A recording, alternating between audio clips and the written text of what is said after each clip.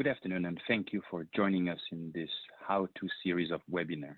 My name is Benjamin Stevenin. I'm the CEO of Accreditation by Remo1. We are happy to co-sponsor this event with EFMD Global Network. I would like to first thank our first participant, Julie Perrin-Halot, for agreeing to be with us today. Julie is Vice Dean of Strategy and in charge of accreditation and quality at Grenoble École de Management in France. She has an extensive knowledge in accreditation, as she's been involved for more than 20 years. And she's also a mentor for different accrediting bodies. First off, to set the scene, this series of events is linked to the Quality Assurance Academy, an academy launched by EFMD in partnership with Remo1 just a few months ago. Our first session was in Budapest in December.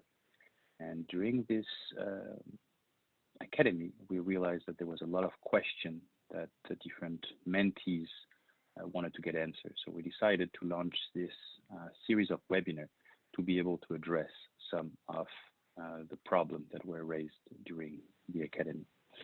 So the first topic we really wanted to address was strategy and accreditation. And so this is why we have asked Julie to be with us today.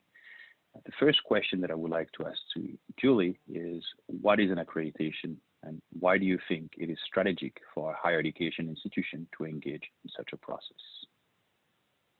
First of all, an accreditation, the short answer is it's a label that we work towards. And then I think it's a recognition of quality in our institutions and many things that speak for the work that we do. But more important than that, I think that accreditation is really, it's a tool, isn't it? And it's a tool that helps us to bring continuous improvement into our institutions and to make that something that is really shared across the boards and something that is visible and something that is really living along with us. And I think that it's important for schools to engage in that process for a number of reasons. One is because I think that does give us something that we can base the way we work on industry standards. So that helps us to align with what we know to be good practices for quality. I think also it sets us up in a network of schools that are all working along those same standards and in the same way, which means that we have opportunities to benchmark, to share best practices, to learn from each other, and to really sort of up our game across the whole accreditation, the whole business school community. So I think that, those are some of the central reasons why we want to get involved in that. And accreditation, Julie, is a quality process. So how do you in Grenoble link this quality process to the strategy of the school? Well, I think, this has been a process for us getting those two things linked over many, many years. And I think that we're in a much better situation now than we were in the beginning, when I think, like many schools, we started out with accreditation just being one activity that the school was doing. And it was something that was not seen at a strategic level. And as we started really working on it and really getting involved and seeing its impacts across all of our activities, it became clear that it really had to be something that was guided by strategy and something that in turn informed strategy. Because I think that there's no better way for an institution to learn about itself than going through accreditation and using accreditation, even as it continues to renew accreditation, to look at what it's doing right, what it needs to improve, what its competitors and its friends are doing. And I think that the schools that decide very early on to place accreditation on their strategic agenda and to make quality something that is an integrated part of all of the decision-making processes, well, those are the schools that are going to go much further, much faster, and have much greater benefits from that. Okay, and you spoke about impact. What kind of impact do you see following your accreditation process? Well, I think that the impacts, I mean, they're multifaceted, because on the one hand, we were a young school when we engaged in accreditation, and we used it as a way to formalize all of our processes, our procedures, again, to align with what was going on in the industry, and to really make things consolidated from an early stage. So I think that that formalization aspect was a really important impact. It also, like I said, it brought elements into our decision-making process that made quality an important part of that. And as a result, it had a big impact on many of our decisions in terms of development, in terms of directions we were going, in terms of the kinds of portfolios we would have, the way our research looks. I think that if I were to really filter through every activity we do today, there has been an impact on our choices around quality, and because of the work we've done in the accreditation, that we can see those results. Additionally, I would say that the impact externally has been important, because, of course, having those labels that we can lean on to show that indeed we are aligned with the highest quality practices has been really important for us, especially schools like us who pull in a lot of international students who immediately, when they see those labels, know that it's a name and an institution that they can trust. It has also helped us with recruitment in terms of our faculty. So I think that, both internally like externally, the impacts are really non-negligible. Thank you. So for you, what is the main reason a school outside of Grenoble, like schools in general I'm talking about, and I'm here using also your experience as a mentor, because you have been a mentor for a lot of schools going through different accreditation process. So what is the main reason a school begin an accreditation process? Well, I think that there are some schools that are going to begin the accreditation process because they're looking for the recognition that will be associated with obtaining the label. And I think that that's an important part of it, and it puts a prize sort of at the end of all of the hard work that we're going to go through to get there.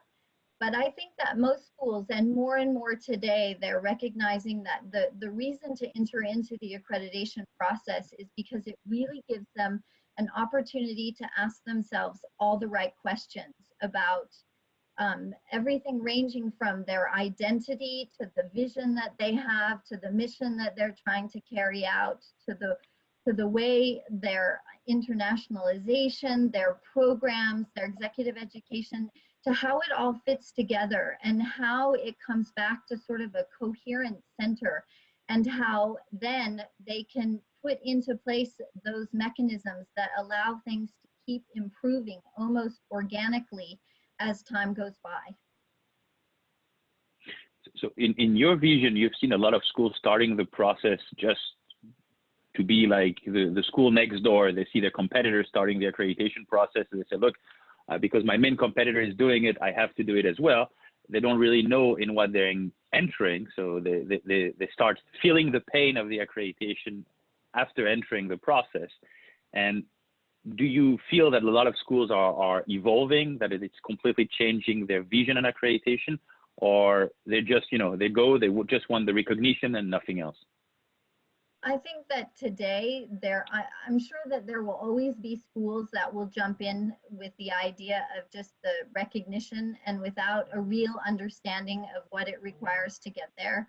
But I think less and less. I think that we're much more connected as a community of business schools today. So I think we talk to each other. I think that there's, organizations like EFMD. There's so much information now about what it is and what it entails, and all of the things that one needs to know, that I think the schools are starting much better informed about what they're doing. And I think that, they don't get very far if it's just a push for a label, because once they realize the depth and the breadth of the process, then, they need to rethink again why they're really doing it. So generally, my answer would be that most schools are going into it for the right reasons now. I'm just jumping from a question that I have on the chat from Florence, and her question is entering accreditation about the label on its own right, or to what extent does accreditation authenticate quality? Well, I think, again, like I said, you know, I think there are schools that label is extremely important for, and of course it should be. I mean, I think we all need some sort of reward for our efforts, but I do think that accreditation authenticates quality. I think that the two are hand in hand, and accreditation is really just the stamp that we get, which behind it is really backed up by true quality. And I think that we can't get to accreditation if we don't really have quality deeply integrated, not only in our mindset, but also in the way we work. Thank you. It's actually related to the next question I was going to ask you, is accreditation as a quality process brings school to look at themselves from a different angle and through the lens of accreditation organization standards. Are they not afraid of losing their own original way to adapt the criteria, to adapt to the criteria of an international accreditation agency? That's a good question, and I think that a lot of schools in the beginning, there's a little bit of pushback around that, saying, and especially internally within our schools, you know, that's something that oftentimes we hear the faculty will say, yes, but you know, all of this is just trying to get us to look like everyone else. But in fact, I would argue that it's not about that at all, because I think that accreditation, if taken in the right way, is about really looking at our own distinctiveness at institutions and looking at our strengths and being able to really reinforce all of that. It's also about being able to go and dig into those areas of weakness and to try to correct that.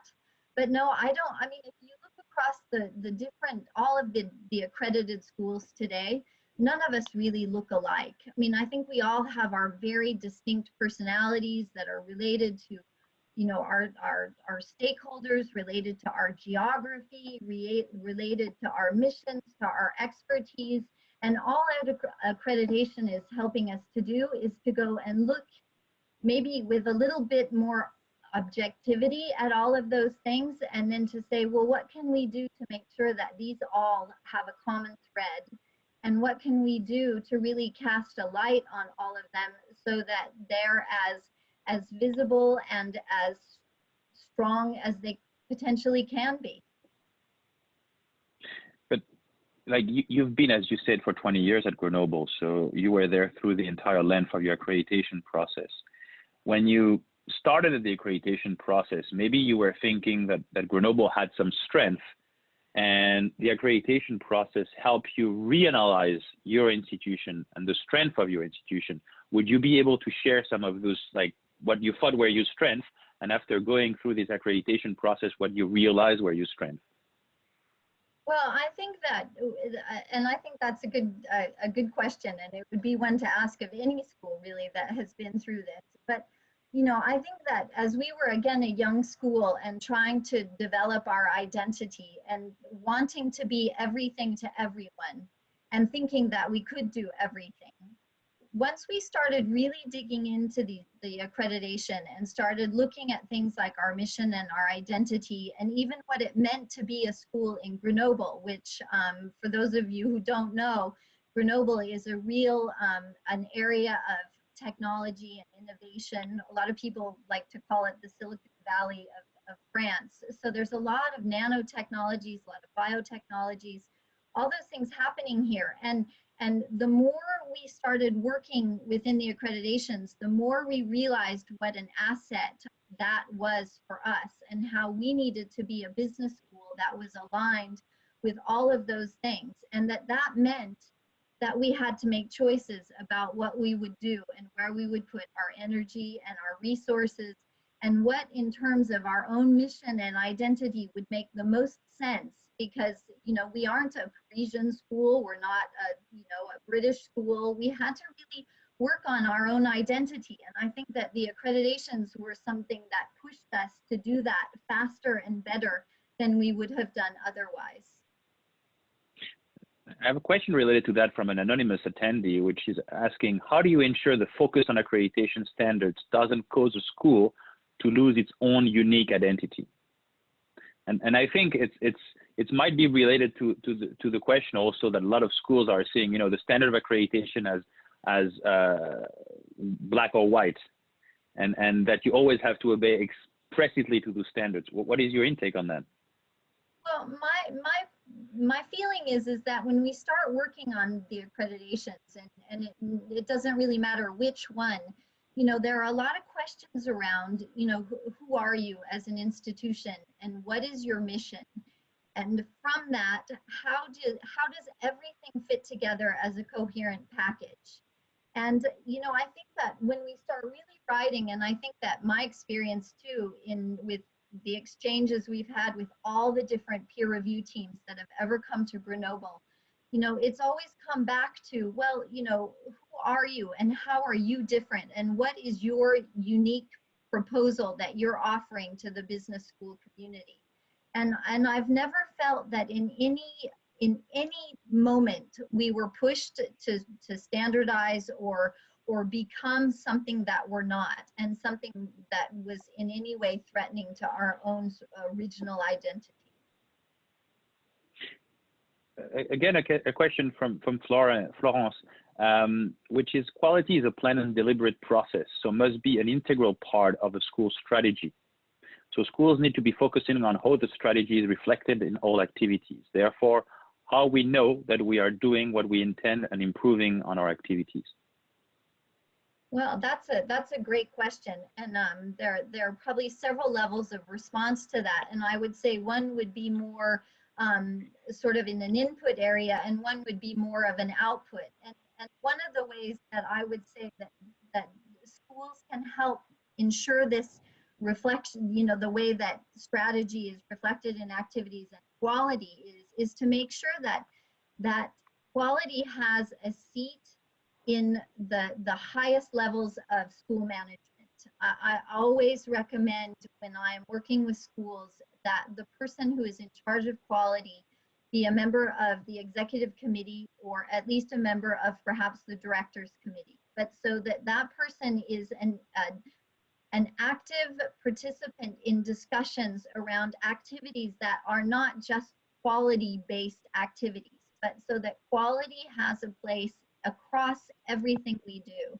And I've seen a lot of schools, for example, create within all of their different activity steering committees a permanent item on their agendas for quality.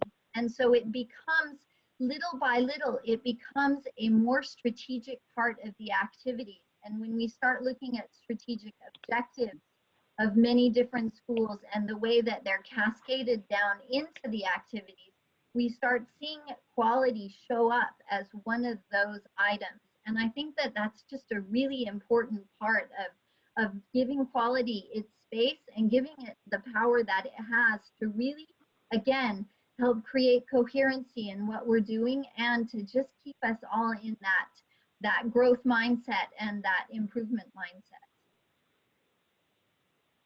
Thank you.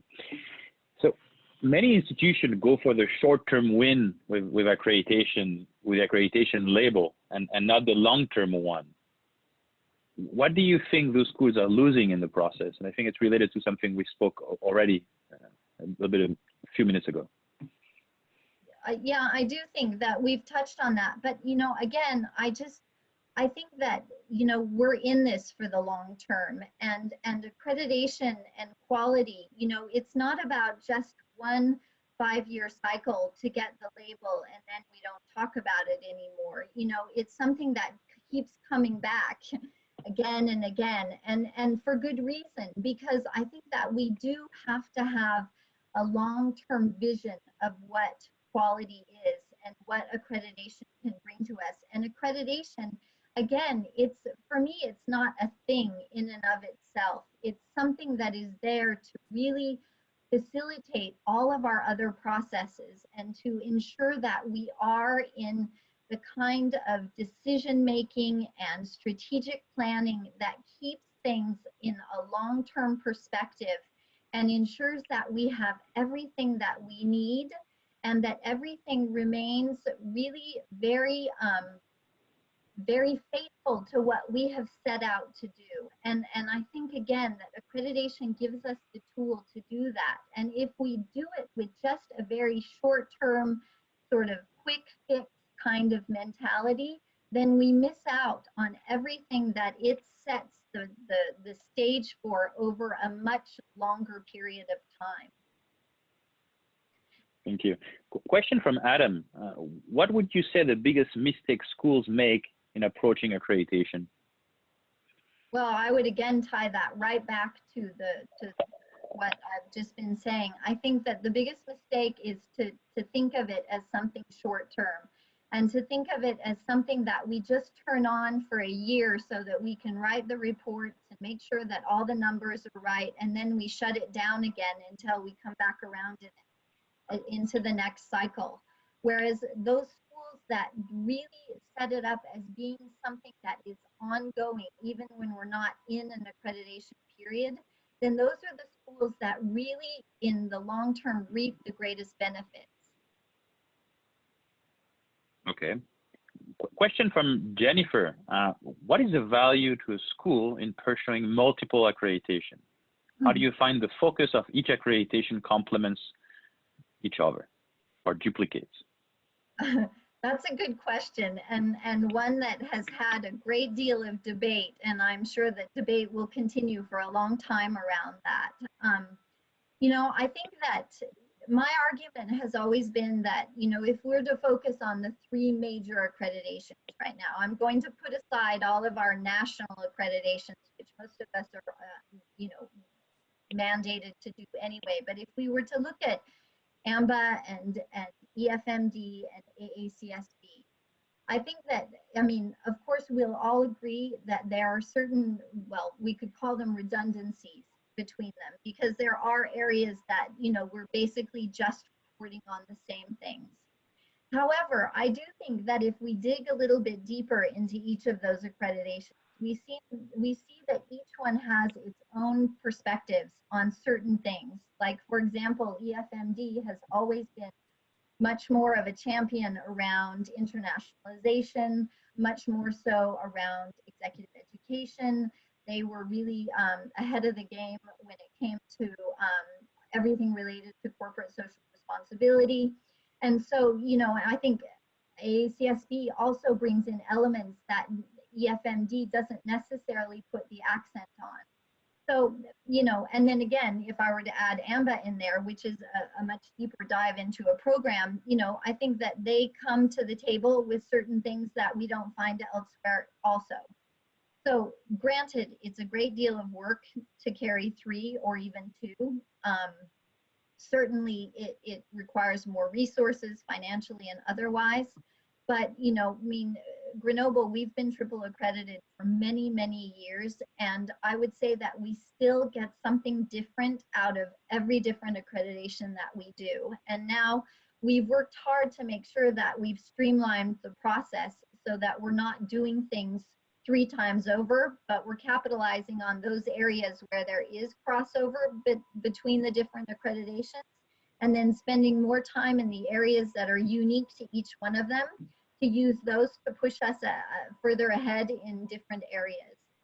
So, you know, I think that, I think that the market also continues to ask us to have several labels next to our names. And as long as we're in that market, then I think we'll continue to do that. But I also say that I think that we can find value in all the different accreditations that we decide to work with. In regards to that, a lot of people, when we're doing the QAA seminar in Budapest a few months ago, we're talking about this accreditation fatigue, and that you know, having multiple accreditation require different resources, and that they're entering a process, closing it, and just re-entering after that another one. So they feel that there's this fatigue in the institution. Like, what would you recommend to do in order to avoid those fatigues? Well, I love that question, and this is something that I've been working on and thinking about for a long time, because, you know, I think that if I were to give you the number of labels and things between the international, the national, the professional certifications, all the different things we do. I mean, it's almost dizzying. There are so many of them. But I think that what's important is if we're only working on accreditation to do accreditation and to report on indicators that are provided to us by the accrediting bodies, then we are going to fatigue. However, if we're working on accreditation because it has now become a totally integrated part of the way we function, and we use everything that we are providing around accreditation, all the reporting, all the data, those things, again, as tools internally to inform all of our decision-making processes, our development processes, our own reporting needs, our own strategic processes, then in fact it has become such a natural part of operations that I don't think we have that same fatigue anymore, because we're serving multiple purposes as well as just the accreditation. One last question on this topic, and then I'll move on to another topic, but there is a question from Abir. Would accreditation impact the strategy of a business school after being accredited? Sorry, I lost you for part of that question, Ben. Will you ask me again? Oh, sorry. Would accreditation impact the strategy of a business school after being accredited? I would say that yes, it would. And I think that if I'm understanding your question right, I think that accreditation should always impact the strategy of the business school, because again, for me, behind accreditation is quality.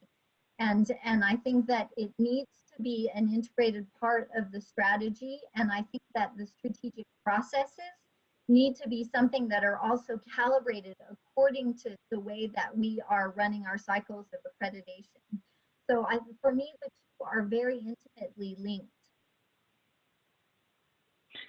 Because I think also this question is related to the vision of the accreditation. And as you described a few minutes ago, an accreditation is a never-ending circle. You're starting the process, and then you're accredited once. You're going to have to restart the accreditation process. And a lot of people, when they are in this process, what they realize as well is that you always have to improve the quality. So you have to show the impact. So you're going to be accredited for the first time EQUIS, and they're going to make recommendation. So it is key for you to show that you took into consideration the recommendation of the team, and that the next time you are accredited, that you have shown improvement, that you have a trend, and that the quality in general is going in the good direction, right? Mm-hmm. Absolutely. And, I think that many schools take a lot of those recommendations, the action points that they're left with after accreditation, and they boost those into much of sort of the strategic objectives that we can have. And if you think about it, most schools, at least those that I've had experience with, are on 5-year strategic plans. And most of us in the accreditation process are also in 5-year cycles. And there are a lot of similarities in the way that we manage that, because there's the preparation and there's all the work that we do as we're documenting and getting ready, but there's also the moment we sit back and reflect, whether it be on a strategy that has been run for 5 years or over the time, as between the two accreditations. Then we sit back and look at what's been done, what has been done right, what has not been done so well, and we use that again to inform the next 5-year period. So, I think that there are so many things that are happening in parallel, and the more we pull those processes and the information that we're getting out of both of those together, then the more complementary they become, and the more natural it becomes to be using both. You are a standalone business school. So for you, when you make the decision of going for an accreditation, it's an easier process because you just have to go to your dean, and the dean can make the decision. I know you have been a mentor of a lot of institutions that belong to a larger university. Mm-hmm. So how would you recommend to these people to explain to the university the reason for seeking an international accreditation? Because sometimes the president of the university will come from the medical school or from the engineering school, and so an accreditation for him is something a bit different. So how would you advise them to move and to talk to the university about that? Well, I think there are a few lucky cases where it's the university that actually comes and tells the business school that they would like them to be accredited. And in that case, it's often much easier because the validation has already been given at the university level.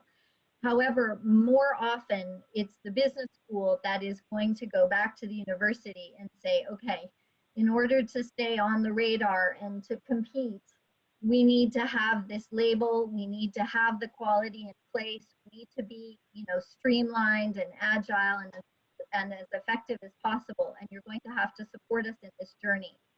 Now, I'm going to speak with some in generalizations that probably don't fit everywhere, but we tend to see that in many university structures, the business schools are the cash cow for the university, and the universities count on the business schools to really continue making the kind of money that is going to feed the university, finances. And as a result, I've seen that a lot of business schools have been able to play that card a little bit and say, well, we understand what our role is within the broader university framework and what you need us for. But in order to be able to continue to do that, we need this label, and we also need your support on some pretty important areas, because one of the things that we're going to look at is that the business schools need to have some sort of autonomy from their university structures to be able to make many of their own decisions around resources, around their activities, around things like that. And my experience has been that it's an ongoing conversation, often between a dean or a director or whatever the person in charge of the business school is, then with the higher university structures, whether that be a provost or a chancellor or whatever it is. But it's not always an easy discussion, because it in many ways it opposes different types of mentalities around the work we do, and universities being largely public funded institutions, whereas business schools are often counting on tuition or executive education or other means of bringing in additional resources. So, I think that obviously the schools that will have the easiest time moving through the process are those where they've already managed to convince the university structure that they need the support, that they need the resources, that they need the autonomy, which may mean fundamental organizational changes. I mean, I've seen that there have been some schools who really changed the way things are organized and some of the hierarchical structures to make that work. But once they get the backing of the university, then things tend to be much easier to move through, and sometimes actually that makes a really positive impact and a positive difference in the way that the school is able to carry through its accreditation. Not always easy though. Thank you, Julie. There is a question from Anonymous, which is on the cost of accreditation, but that question is a bit difficult to answer because the cost depends on which accreditation you're going for, depend on the schools. But the cost is always a question that we hear a lot about. One thing we don't hear about is what are the financial gain that an institution can get from being accredited, if you see any. Well, again, I think these are things that are hard to quantify. I mean, there are many times people have called me and said, how much does it cost to do an accreditation? And it's a question I've never really been able to answer, probably because I've never taken the time to really comb through what that means in terms of time and resources and everything else that we do. Plus, as it's stretched over time, I mean, for me, an accreditation isn't just a 6-month project that then shuts down. It's something that is constantly running. So again, like you say, the cost is hard to estimate. I also would say that the financial gain is hard to estimate as well, although we have for many years, we've been polling our international students as they come into school to find out what were some of the main reasons for their choice to come to us. And accreditation has always figured within the top 3 reasons why they would come. So, you know, I think that we can automatically attach some financial gain there in the fact that it is something that draws really high quality students to us and ensures that we're filling our internet, or especially our international facing programs. I mean, we're a bit of a different structure than many other schools, because in France, the grandes écoles, we, for our French students, we rely on a base of local, you know, French students that come through national exams, and it's a little bit different the way that we compete to get students. But certainly for the international students, it's huge. And then, you know, I don't know. I think that there are a lot of aspects that we could ask ourselves questions about, and there are probably people listening right now that have different perspectives to offer on this that I don't necessarily have off the top of my head. But, you know, in terms of recognition also around being able to set up research networks, being able to then bid and win research projects, things like that, I think that probably there would be some positive knockoff effects from the accreditations there. But again, I wouldn't know exactly how to tell you what the financial gains are there. But you spoke about the students and the attractiveness of the schools for these students seeing the accreditation level. Do you think it's the same for partners, for faculty that you want to hire? Like for you, when a school come to you and see that you're ASCSB, EQUIS, and AMBA accredited, like, is it a door opener for getting partnership with schools that are triple accredited as well? Like, do you see more attractiveness because of that? And the same could be applied as well to the faculty that would want to come and work for you guys. No, certainly, if I start with faculty, certainly that's a factor, because faculty, especially as faculty, young faculty are becoming more and more mobile. You know, they spend a few years in an institution and then they tend to move institutions. And I think that there's always a value of having your CV show that you were working in an accredited institution. I think that that's just, it's something that speaks, you know, it adds that dimension and that reassurance. So we've definitely seen well, improvement, that's not the right word, but the quality of the candidates that come and apply for jobs as faculty has just continued to increase over the years. And I think that our visibility with respect to the accreditation definitely plays a role in that, among other things, of course. With respect to international partnerships, there was many years ago, we were all saying that, well, we were being told that we needed to be partnering with other accredited institutions, because that ensured that the quality that students were getting as they were moving in and out of our programs and our partners' programs was always at about the same level. And I think that there was, we saw a real rush of all the schools, well, of many schools, to actually join the accreditation processes, because they felt that if they didn't have an accreditation label, then they wouldn't be able to continue to have partnerships with good schools to be able to send their students on exchange with those schools. And certainly, you know, a lot of us in the early, well, 2000s, maybe 2010, we started really cleaning out our lists of partner institutions, because we felt that all of the partners needed to have at least 1 or 2 accreditations. And I think that we've relaxed a little bit on that, and I think that it's important that we have, and I'm just giving my own very personal opinion on this, but I think that, you know, in this rush to only work with accredited schools, I think that we were starting to eliminate a lot of really high quality schools that for many reasons didn't necessarily have an accreditation or have one yet. And I think that we started, I think that it was a dangerous trend in that we were creating a circle of schools that would only work with each other.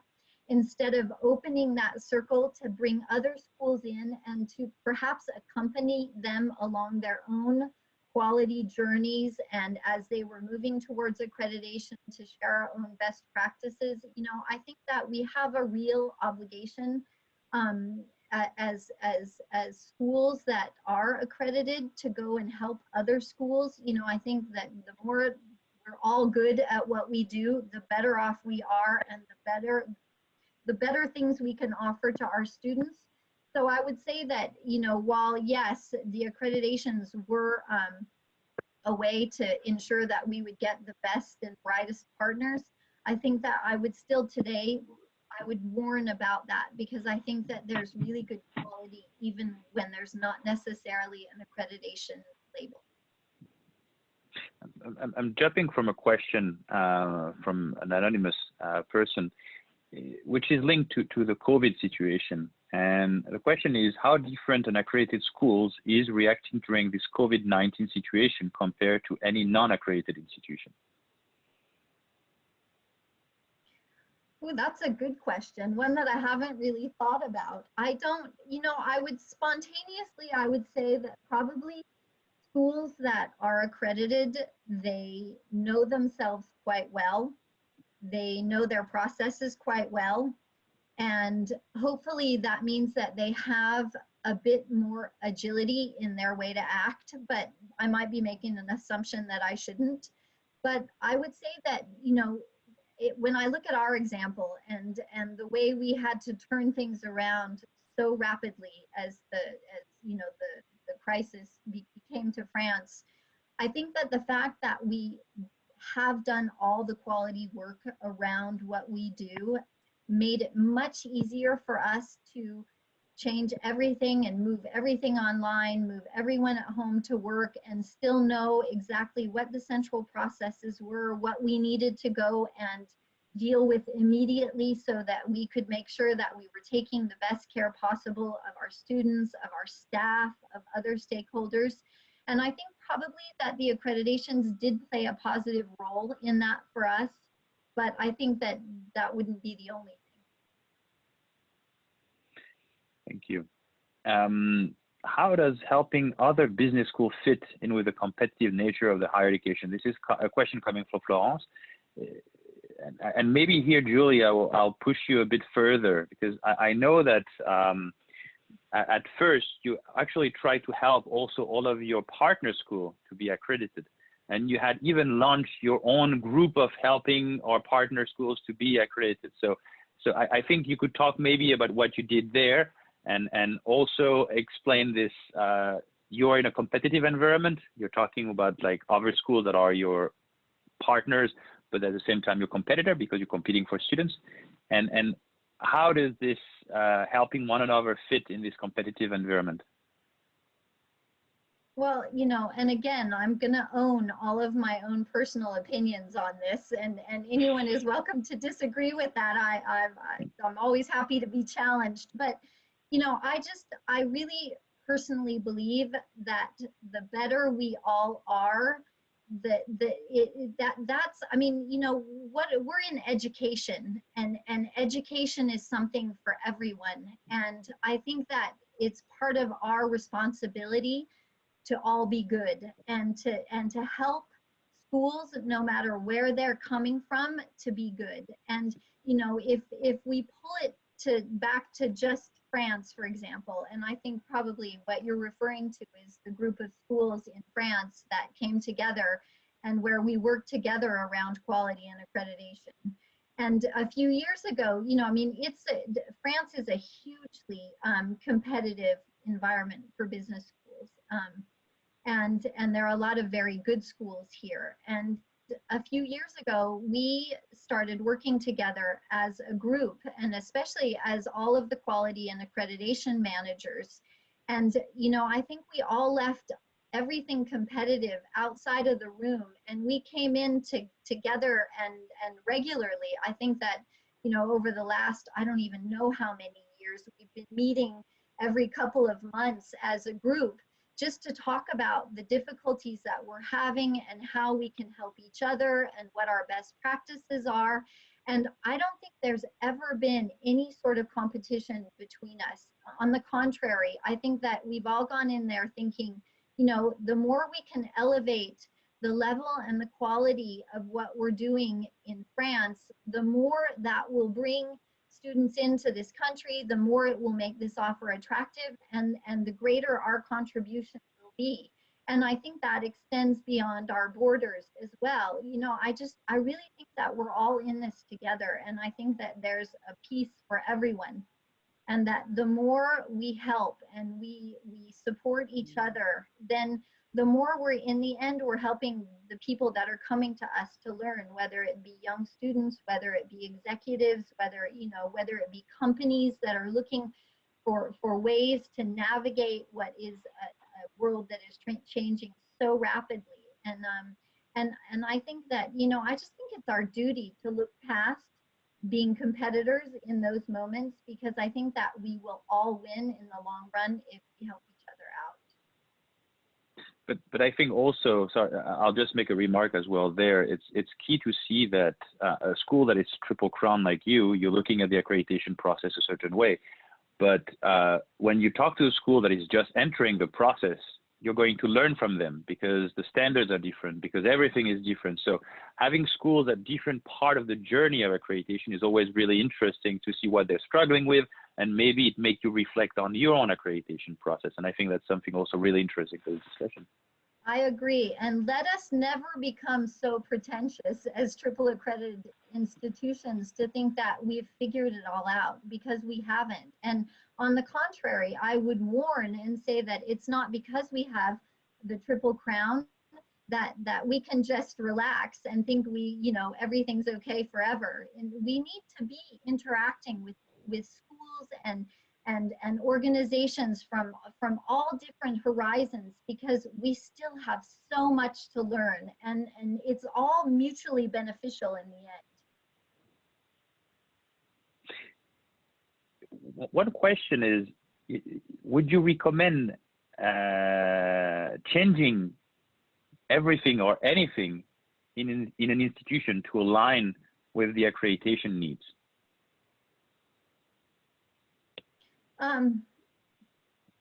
I think that inevitably there are certain things that have to change. And I would say even more than just that, there are certain choices that we end up having to make, because I think that, again, the accreditations pull us back to questions about who are we really, and what do our resources enable us to do. And they prevent us from spreading too thin. And again, trying, like I said earlier, to be everything to everyone, because we just can't. You know, we have a certain core set of strengths and expertise and things that are related, again, to our identity.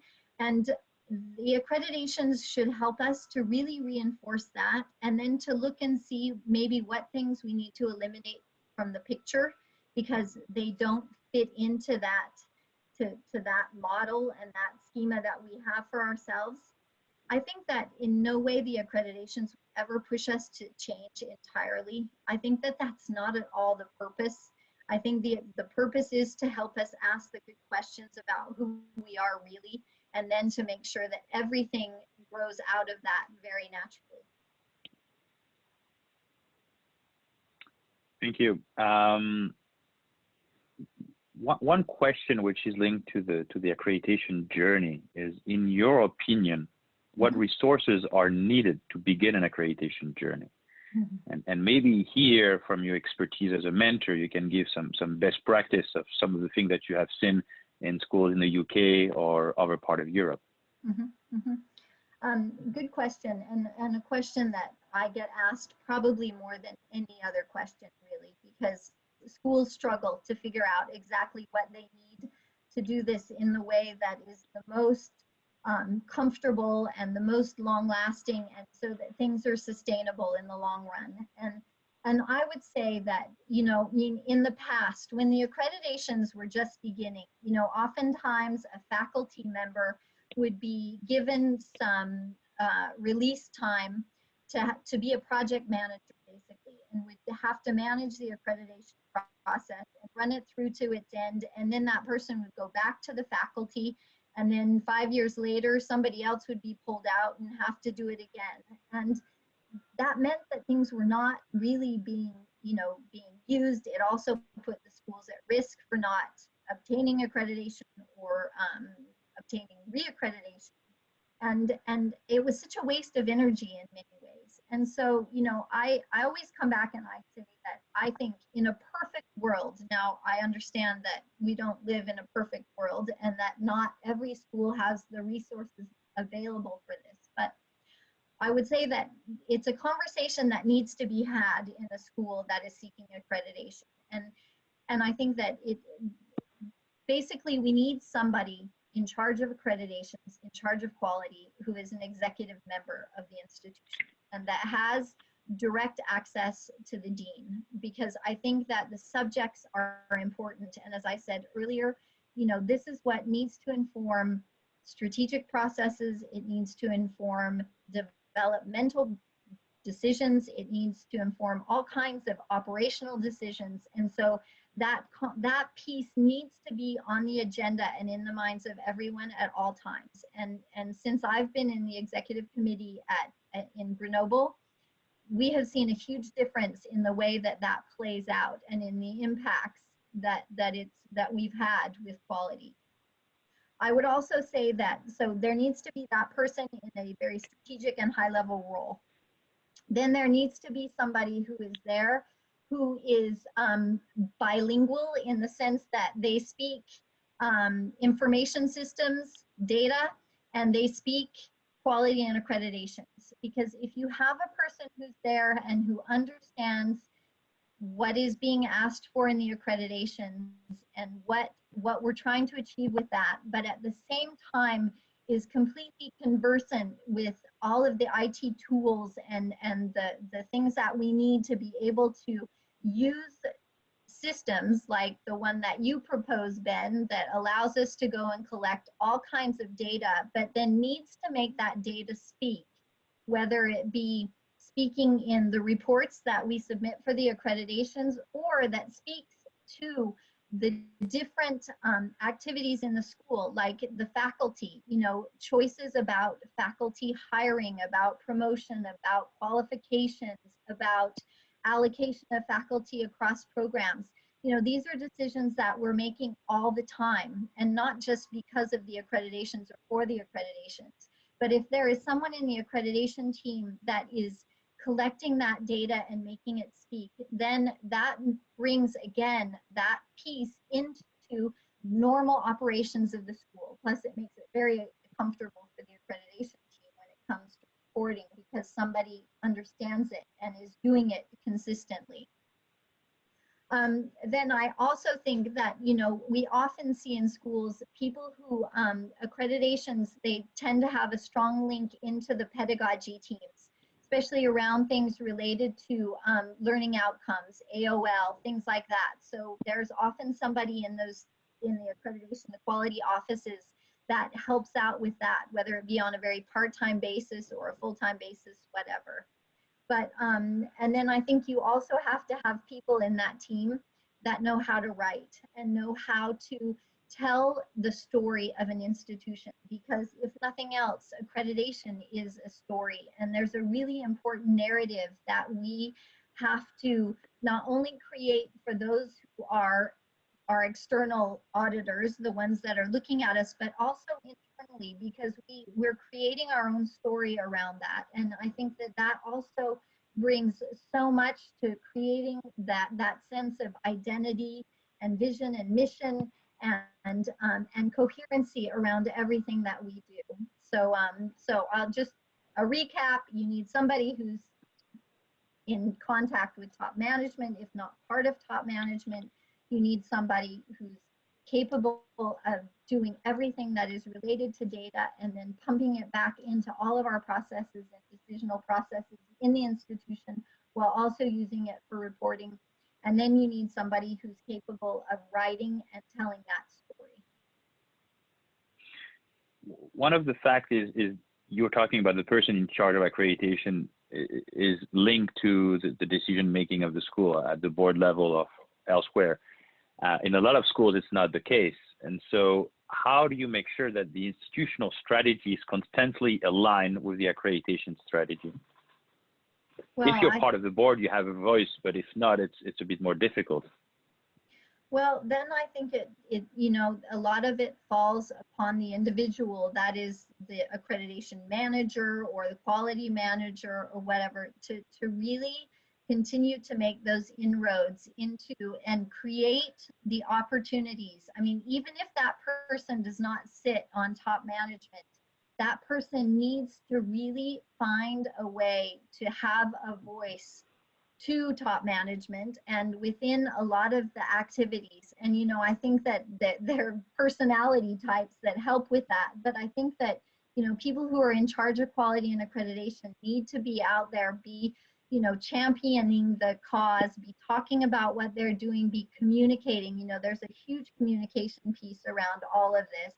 And be working and be able to really translate what we learn through the standards and through our own evaluation of ourselves in the framework of those standards, to then be able to go back and say to the faculty dean or the director of academics or the program director, say, this is what we've learned. These are things that you can do. How can I help you so that this becomes a tool for you to also, continually improve what you're doing? And I think that, it's happening at the top level, but then if it's more difficult at the top level, then it needs to happen across the different activities. And anywhere there is an opening to get in and to use that and to help people, then I think that those opportunities just have to be seized. One question, I've tried to avoid all of the question on the accreditation standards themselves, because I don't think it's just the good settings to answer those questions. And the accreditation agency organized great accreditation seminars for that. Yes, but a question from Alejandra, which is, what would be your advice for schools that are in the accreditation process, but their internationalization efforts are being negatively impacted by the COVID situation?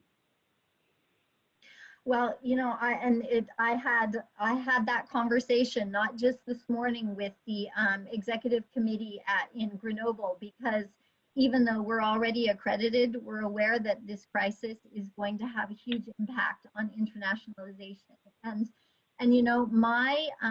my personal take on this, again, and I can't speak for the way that the different accreditation organizations are going to respond to that, but my assumption is that there's going to be some flexibility around that in the short term, because we're all going to be impacted by that. And I don't think anybody expects that it's going to be business as usual internationally for the next probably year, 18 months, who knows.